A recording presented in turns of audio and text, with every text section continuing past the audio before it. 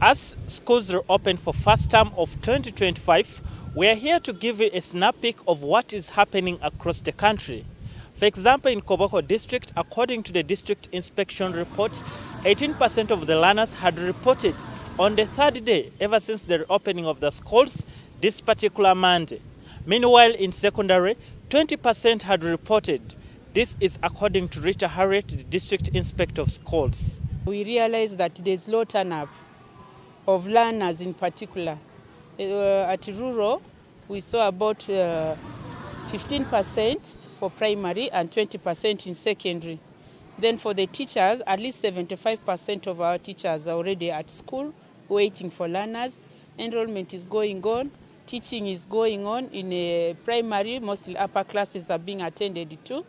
But in some other schools in urban, all the classes already had lessons from day one till to date. However, this trend has raised the eyebrows of many stakeholders in the district who assert that due to this low turn-up, it always has multiplier effect in the national examinations.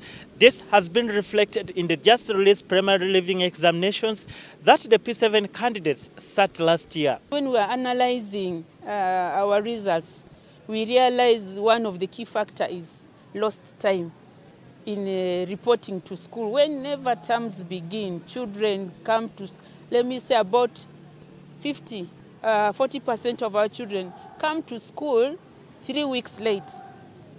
And that affects them, of course, in learning achievements, because 3 weeks is enough for a teacher to have covered a good content, which the child cannot get.